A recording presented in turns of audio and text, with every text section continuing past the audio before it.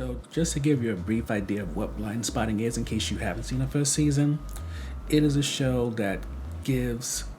a bit of the weirdness of Atlanta, mainly through how it uses poetry and dance in order to drive its narrative, while also having a bit of own drama like David Makes Man in order to drive home the seriousness of the situation, especially as this lead character Ashley deals with not only her husband Miles being someone who's in prison, but also raising her son in Oakland while dealing with Miles's white progressive mother and also his very ghetto sister named Trish. Now, getting into what's happening in the second season, Ashley is still very much struggling with Miles going to prison and dealing with Rainey and Trish's stuff, but it seems since season 1 she is acclimated to them. But when it comes to Sean's 7th birthday, since it's the first birthday he's had without his father, she's very much on edge. And what doesn't help is that Janelle, her best friend since high school, maybe even earlier than that,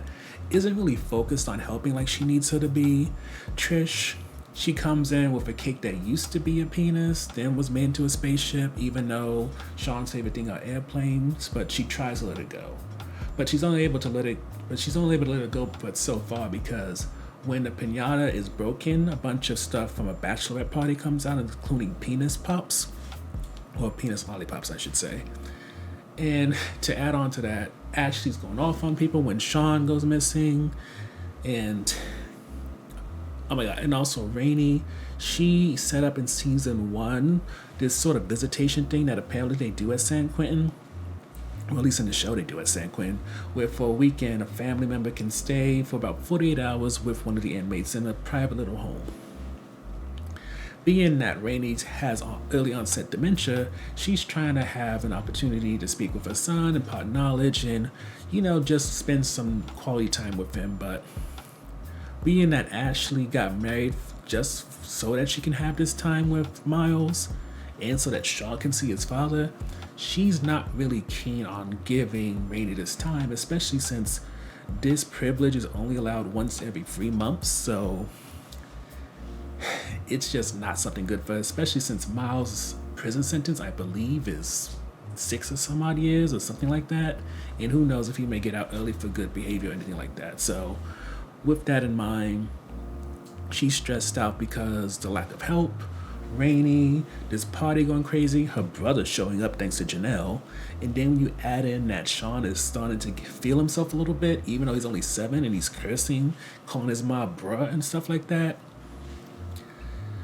she's stressed the hell out. Luckily, in episode 2 of season 2, she's able to relax a little bit, and it's mostly thanks to Trish and her work wife Jackie, who, in celebrating 9 months since they started their business called Kinky Blinders, they have a spa day where Ashley works, and then when Too Short comes there and almost drowns, but he's saved by a woman named Tina, this leads to a situation where Too Short to thank everybody, including those who didn't really try to save him, to a party at the strip club that Trish used to work at. There, Ashley's able to let loose and even prove Rainey wrong, because Rainey, because of all the incidents at Sean's birthday party, says that Ashley is not any fun. So, in order to prove her wrong, she gets drunk, she gets into a fight when Trish and her girls go against this bachelorette party, and she tries to see that, hey, I can be fun. It's all a very hot mess, but at the same time, Ashley has tried her best to be the one who's so put together, to be the one who's somewhat in control, and this was her first opportunity to let loose. And then when you add in, she found somebody like Tina who understands the situation in terms of with Miles and having somebody in prison, she got comfortable in a way that she can't get comfortable with Janelle, and to a certain degree can't even get comfortable with Trish or even Miles. Plus, when it comes to Trish, she got her own issues going on, since Jackie is really into this guy named Cuddy, who's a banker who unfortunately didn't give them the loan that they wanted for Kinky Blinders. So when it comes to Trish and Jackie getting the money to start that business up, they had to go to their old boss Carl, who they're on better terms with now than when they were both strippers. But point of the matter is, being that Trish might be bi, could be full-on lesbian, hard to say at this point. And Jackie, who she called her work wife, who she maybe wants to be an actual wife or girlfriend, is now shacking up with this dude. Take it back, they're not shacking up because I don't think they live together, but they're definitely messing around and, probably progressing either to be in a relationship or in a relationship. It's just not at the point of marriage. But the point of the matter is, Trish is jealous of Jackie's new relationship, and between Miles and also Ashley, she is being pushed more and more to consider that she may have actual feelings, and it's not just about her best friend now having her attention to push elsewhere. This leads us to episode 3, and episode 3 is just watching Miles, Sean, and Ashley try to enjoy the 48 hours they have together, while Rainey is complaining to Nancy, who is Janelle's mom, about how she feels like she should also get some time with her son. When it comes to Rainey, while Ashley is able to bond with Tina over, having this issue when it comes to dealing with having your husband in jail, Rainey doesn't have anybody to really talk to about having her son in jail. Yes, when it comes to Nancy, her son Colin, who, if you watch the original Blindspotting movie, we know is played by Daveed Diggs.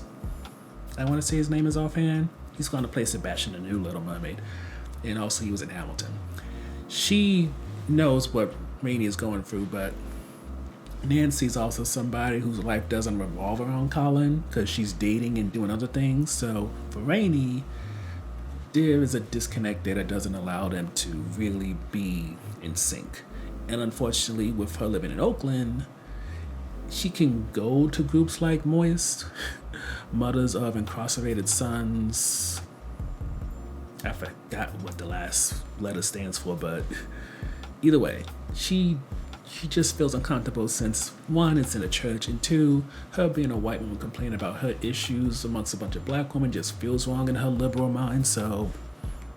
she kind of feels alone out there. And adding that her faith is very weak when it comes to the concept of God,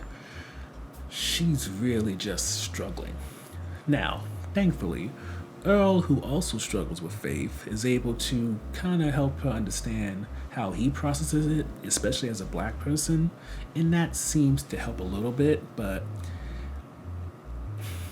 it may help solve, S-A-L-V-E type of solve her issues, but it doesn't solve them, S-O-L-V-E.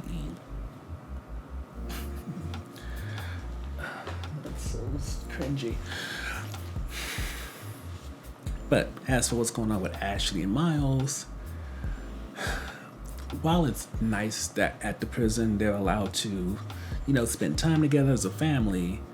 things get complicated by Sean saying the N-word in terms of the house not having Wi-Fi and them having to explain why he can't say that word for at least another 7 years.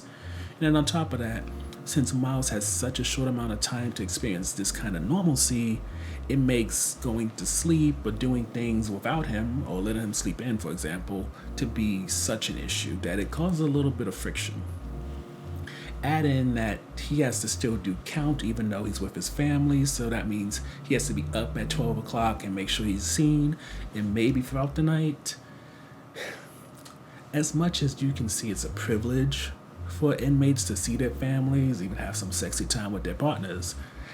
there's still a bit of a punishment angle in terms of you get such a limited amount of time for normalcy, and they remind you throughout the experience that this is a little bubble, this is a dream that you can say is very much tangible in some way.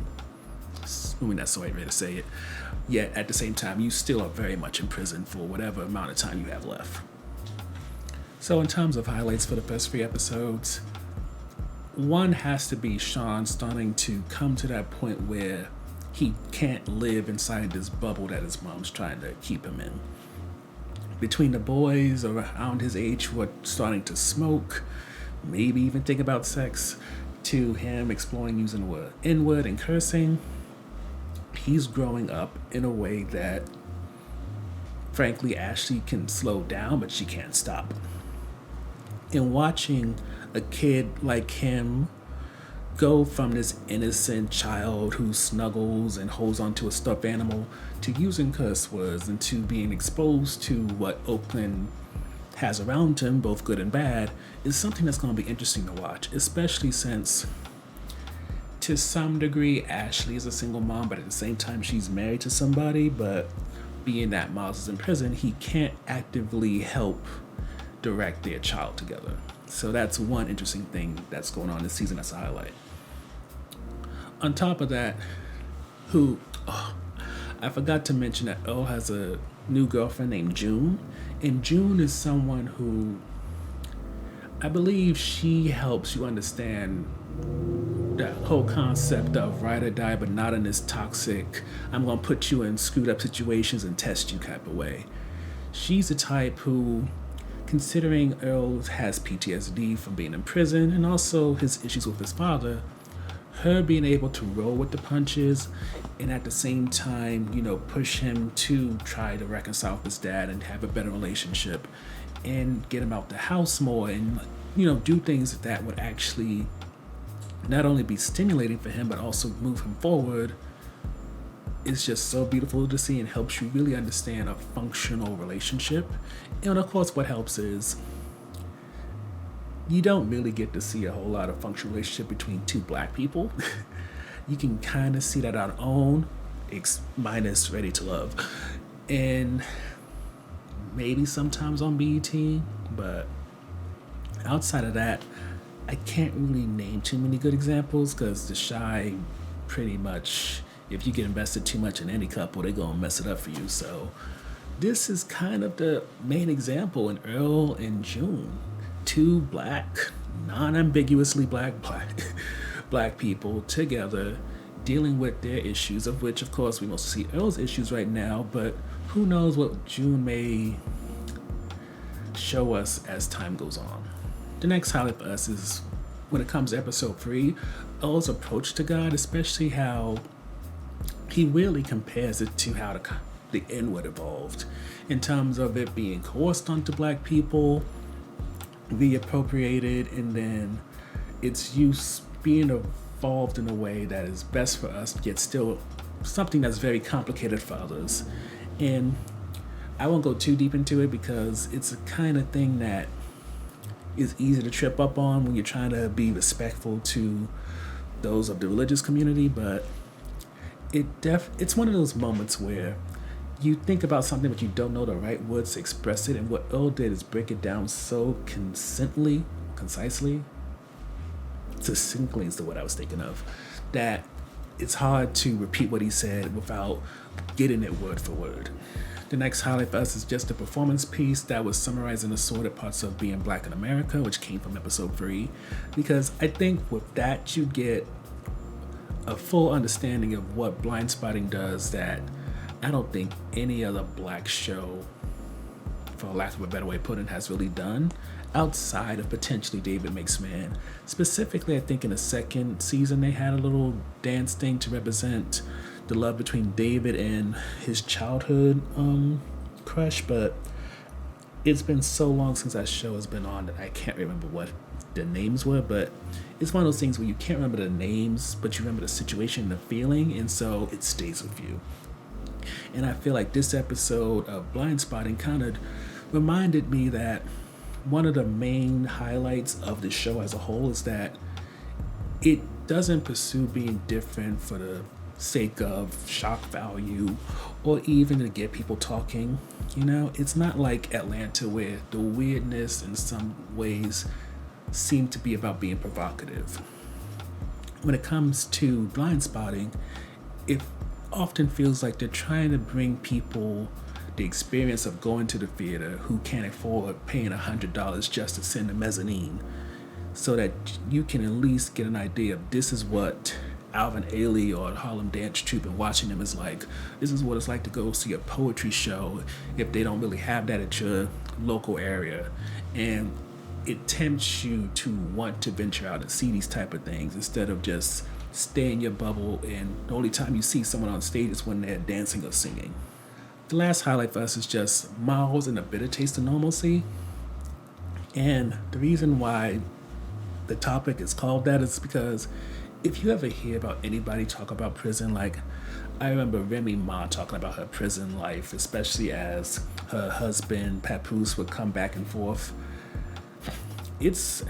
it's recidivism is a major issue when it comes to the prison system, because once you get stuck into this routine of you wake up at this certain time, you do these certain things on a daily basis, it can make going back into the outside world very difficult. Yet, with Miles getting the opportunity to see Ashley and Sean for 48 hours, you get this almost cruel tease of this is what you could have had if you never got caught or if you didn't do something illegal in the first place. And when you consider everything that's involved with that, since you correctional officers have to have a certain amount of power in order to keep things safe for everybody, but as documented in various prison systems, it's not that difficult for them to abuse that power. So I just want you to imagine you did something illegal, got caught, or else you got accused and you were sentenced even if you were innocent. And now, in order to experience just some form of normalcy, you have to